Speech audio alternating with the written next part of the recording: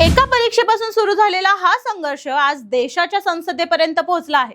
हा फक्त नीट परीक्षेचा विषय नाही, हा लाखो विद्यार्थ्यांच्या भविष्याचा, शिक्षण व्यवस्थेवरील विश्वासाचा आणि न्यायासाठी सुरू असलेल्या लढ्याचा प्रवास आहे। चला संपूर्ण घटनाक्रम सुरुवातीपासून समजून घेऊया।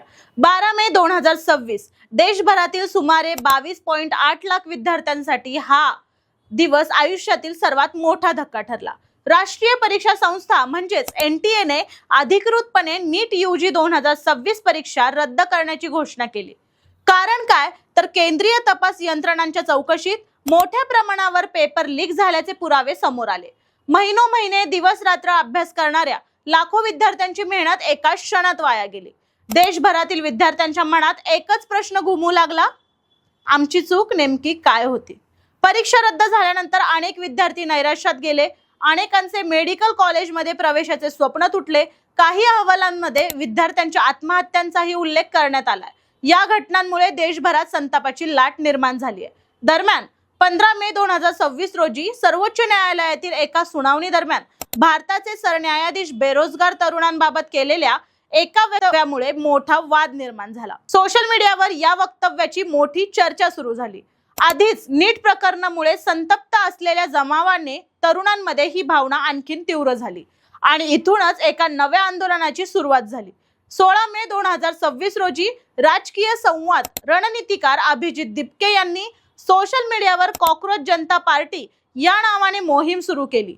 सुरुवातीला अनेकांना ही केवळ मीडिया मोहीम वाटली, मीम वाटली, मात्र काही दिवसातच ही मोहीम लाखो तरुणांच्या असंतोषाचा आवाज बनली। नीट पेपर लीक, बेरोजगारी, स्पर्धा परीक्षांमधील गैरव्यवहार आणि शिक्षण व्यवस्थेतील पारदर्शकतेचा प्रश्न हे सर्व मुद्दे या आंदोलनात एकत्र आले।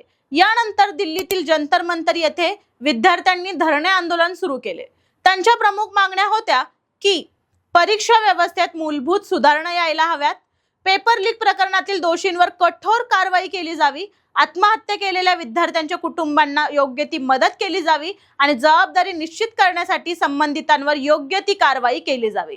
या आंदोलनाला आणखीन मोठं बळ मिळालं ते शिक्षण तज्ञ आणि सामाजिक कार्यकर्ते सोनम वांगचुक यांच्या सहभागामुळे। 3 इडियट्स चित्रपटातील रॅन्चो या पात्रामागील प्रेरणास्थान म्हणून ओळखले जाणारे सोनम वांगचुक अनेक वर्षांपासून शिक्षण क्षेत्रात काम करत होते।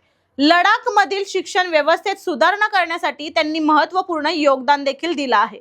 26 जून 2026 रोजी त्यांनी जंतर मंतर येथे विद्यार्थ्यांच्या समर्थनार्थ बेमुदत उपोषण सुरू केले। उपोषणादरम्यान त्यांनी केवळ पाण्यावर राहण्याचा निर्णय घेतला। काळ जसा जसा पुढे गेला तसं त्यांची प्रकृती चिंताजनक होऊ लागली, मात्र त्यांचा संदेश कायम एकच राहिला, विद्यार्थ्यांना न्याय मिळायलाच पाहिजे। आंदोलनाचा विस्तार आता देशभर होऊ लागलाय। 16 जुलै रोजी देशव्यापी एक दिवसीय सामूहिक उपोषणाचे आवाहन देखील करण्यात आले आणि पुढचा टप्पा म्हणजे 20 जुलै रोजी संसदेच्या पावसाळी अधिवेशनाच्या पहिल्याच दिवशी चलो संसद मोर्चा काढण्याची तयारी सुरू झाली। यामुळे हा मुद्दा आता केवळ विद्यार्थ्यांचा राहिला नाही, तो राष्ट्रीय चर्चेचा विषय बनला। आता एक महत्त्वाचा प्रश्न की या आंदोलनाचा पुढचा परिणाम काय होऊ शकतो? जर सरकार परीक्षा व्यवस्थेत मोठे बदल करते तर भविष्यात पेपर लीक रोखण्यासाठी कठोर यंत्रणा उभारली जाऊ शकते। जर मागण्यांकडे दुर्लक्ष झाले तर हे आंदोलन आणखीन व्यापक होण्याची देखील शक्यता वर्तवली जाते। एक गोष्ट मात्र निश्चित आहे मित्रांनो, स्पर्धा परीक्षा म्हणजे लाखो विद्यार्थ्यांचा आयुष्याचा निर्णय आहे। अशा परीक्षांवरील विश्वास डळमळीत झाला तर त्याचा परिणाम फक्त विद्यार्थ्यावर नाही तर संपूर्ण देशाच्या भविष्यातील डॉक्टर, अभियंते, संशोधक आणि व्यावसायिकांवर देखील होऊ शकतो। म्हणूनच हा संघर्ष फक्त नीट परीक्षेपुरता मर्यादित नाही, शिक्षण व्यवस्थेवरील विश्वास टिकवण्याचा संघर्ष आहे। या संपूर्ण प्रकरणाबद्दल तुमचं मत काय आहे? परीक्षा व्यवस्थेत कोणते बदल व्हायला हवेत? तुमचं मत आम्हाला कमेंटमध्ये नक्की कळवा। व्हिडिओ माहितीपूर्ण वाटला असेल तर लाईक करा, शेअर करा आणि न्यूज नेटवर्क 360 ला फॉलो करायला, सबस्क्राइब करायला विसरू नका।